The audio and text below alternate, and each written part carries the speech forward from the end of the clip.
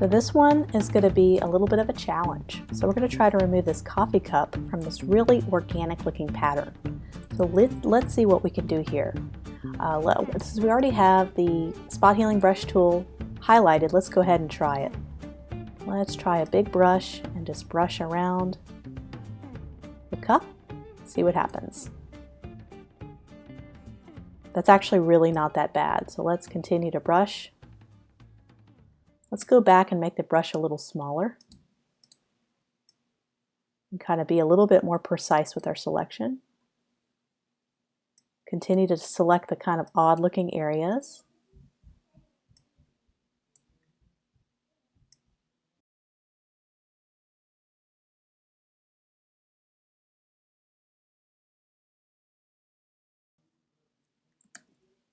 So this is where we can take the clone tool.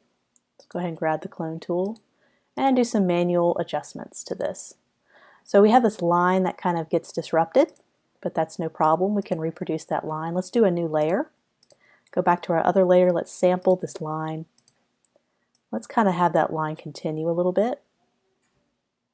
And since this is on a separate layer, I now have a little bit of more control. I can take the eraser tool, kind of erase some of the rough edges.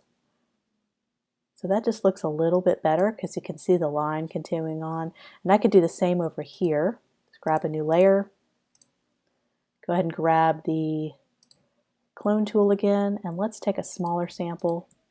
Let's bring this line over a little bit, just like that. Continue to do that until we get what I think is a little bit more realistic of a texture. So this is a really difficult one to try to remove something that took up almost half of this area.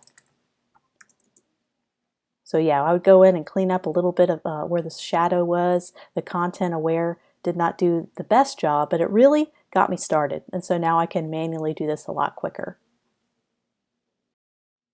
So another cool way you can do content aware is to go back over to our our spot healing brush tool and go down to content aware move tool. So this little arrows crossing each other.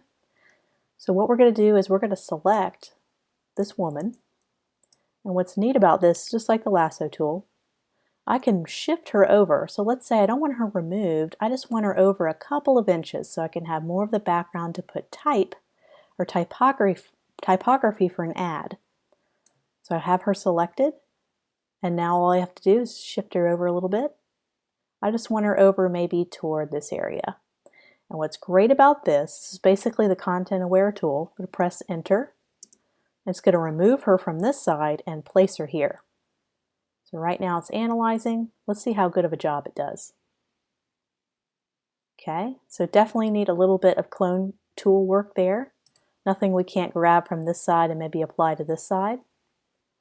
So we'll take the clone tool, and I could do that a little bit. But if I ever needed to have typography or a headline, I just needed the model or the subject matter shifted over, but I don't want to have to cut them out. This is kind of a quick way to do that. So let me go up to my spot healing brush. The brush might be a little easier of a tool to use for this instance. Just kind of clearing up the sky. There's a little bit of hair there that doesn't need to be there. You could probably maybe get rid of this little area too. See what happens. You never know how it's going to work. Just continue to go back until you get what you want, because we don't need the mountains there really. Great. So I'd probably just do a little more work with cloning. So I'd get the clone tool, make it a little bit bigger, and just clean this up a little bit because it looks a little chunky. So just going in with the clone tool and manually fixing it up. I can even take this palm tree, put it right there, get another palm tree, put it right there. I'd probably put that on a new layer and make it smaller. Let's get that little bit of a palm tree, and I can even flip it horizontal. It doesn't look like the same palm tree over and over. And I can work on this this right here. I wonder if I can use the content aware brush, spot healing brush, and see if I can't clean that up without having to use the clone tool. So right now it's taking samples from up there when I really want it to be right here. So just keep at it, and you'll eventually get what you need. But yeah, she was totally shifted over a good couple inches, and you can't really tell, and I have a lot more room to put a headline or a typography there.